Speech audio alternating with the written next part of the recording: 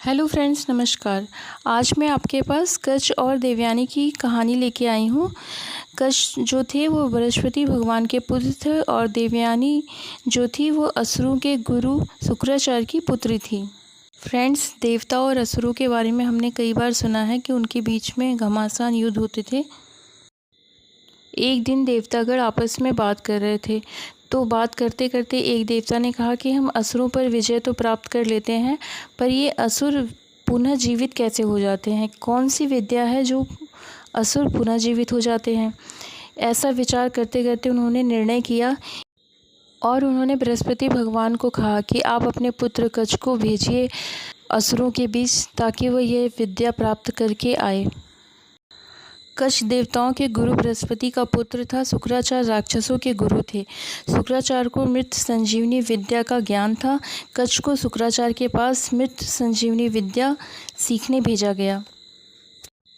चलिए फ्रेंड्स, हम अपनी कहानी की ओर चलते हैं, जो इस प्रकार से है। देव और दानवों में सदा युद्ध छिड़ा रहता था। दैत्य देवों से सहजोर पड़ते थे, क्योंकि वे देवों के बड़े भाई थे। पुनः उनमें प्राण शक्ति अधिक थी। एक और भी कारण था।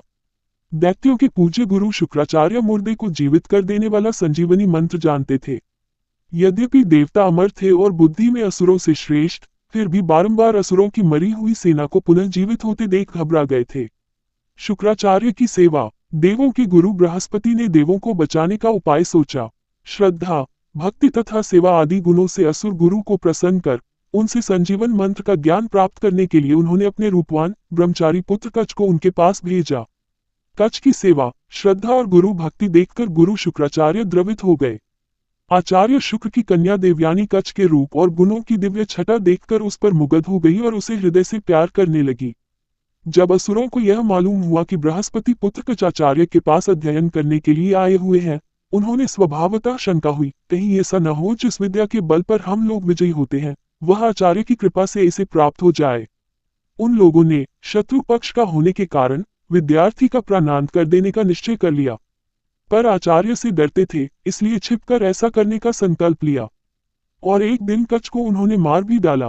कच्छ और संजीवनी विद्या। जब ये हाल देवयानी को मालूम हुआ, उसने पिता से कह मंत्र शक्ति द्वारा कच्छ को पुनः जीवित करा लिया। असुरों ने फिर भी कई बार कच्छ के प्राण लिए, पर देवयानी के प्रेम तथा शुक्राचार्य के संजीवन मंत्र के प्रताप से वो प्रति बार बचता रहा। अंत में कच्छ को मारकर उसको भोजन रूप में शुक्राचार्य को खिला दिया। अब कच्छ को जीवित करने का एक ही उपाय था कि शुक्राचार्य की मृत्यु। शुक्राचार्य समझ गए कि कच्छ का प्रयोजन संजीवनी विद्या सीखना ही है। शुक्राचार्य ने मन मार कर कच्छ को जीवित किया और विद्या सिखाई। फिर उनका पेट फाड़कर कच्छ निकला और कच्छ ने शुक्राचार्य को जीवित किया। शुक्राचार्य ने कच्छ को श्राप दिया कि इस विद्या का प्रयोग वह नहीं कर पाएगा। कच्छ ने कहा कि वह दूसरों को सिखा देगा। विद्या दान। अध्ययन समाप्त हो चुका था। गुरु की आज्ञा तथा पद धूलि ग्रहण कर विदा होते समय कच्छ देवयानी से भी मिलने गया। देवयानी को कच्छ के विछोह से बड़ी व्याकुलता हुई और उस समय लाज के पर्दे में ढका हुआ कच्छ के प्रति अपना अपार प्रेम प्रकट किया। परंतु गुरु कन्या जानकर कच्छ ने उस प्रेम का प्रत्याख्यान किया। इससे देवयानी को क्रोध हुआ।